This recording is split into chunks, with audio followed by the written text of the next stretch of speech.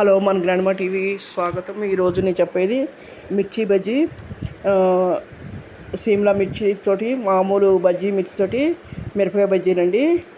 దీని అలాగే filter coffee, ఎవరన్నా బంధువులు వచ్చినప్పుడు ఏదో అప్పటికప్పుడు చేసి పెట్టే ఎమ్మి ఎమ్మిగా ఉంటుంది.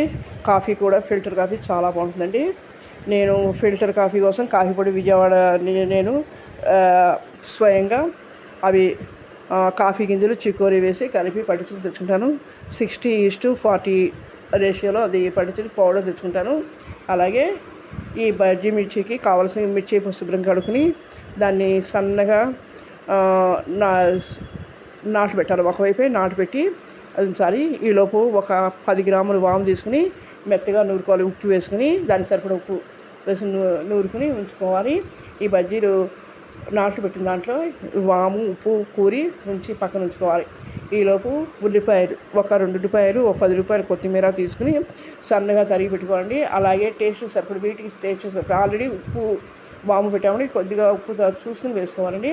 అలాగే దాంట్లోకి సరిపడా ఉప్పు వేసుకుని సరిపోతుంది. ఉల్లిపాయల్లోకి కావాల్సిన ఉప్పు, అలాగే 1/2 spoon chaat masala, 1/2 spoon garam masala, 1/2 spoon కారం వేసండి. అలాగే 2 నిమ్మకాయలు కోసించాను. ఇవన్నీ రెడీ చేసుకుని పక్కన పెట్టుకుని దీనికి నేను 1/4 కిలో తీసుకొని మిర్చి, వాటికి ఒక 1/4 కిలో శనగపిండి తీసుకొని దాంట్లో లైట్గా కొద్దిగా ఉప్పు, కొద్దిగా వంట సోడా వేసుకుని కలుపుకొని బజ్జీ పిండిలో కలుపుకోవాలి.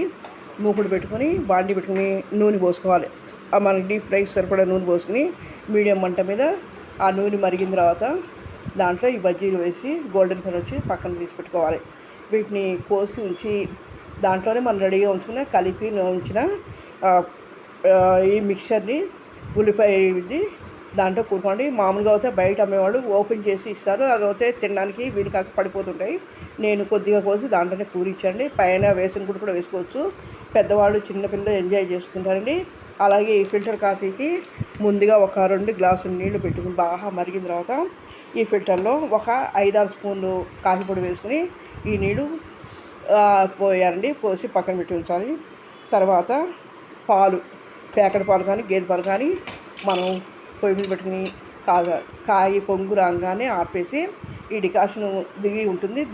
ఈ డికాషన్ రెడీగా ఉంటుంది. దీన్ని గ్లాసులో పోసుకుని టేస్ట్కి సరిపడా పంచుతారండి వేసుకుని ఈ పాలు పోసుకుంటే చాలా టేస్టీగా ఉంటుందండి. ఈ ఫిల్టర్ కాఫీ తాగడం అలవాటు అయినవాడు ఇన్స్టెంట్ కాఫీలు, నెస్కేఫ్ అవి కూడా తాగలేదు. చాలా చాలా బాగుంటుందండి. ఇది ఎలా ఉందో చూడండి, షేర్ చేయండి, లైక్ చేయండి, సబ్స్క్రైబ్ చేయండి. మరిన్ని మంచి వీడియోలకి అవకాశం ఉంది. Okay, thank you.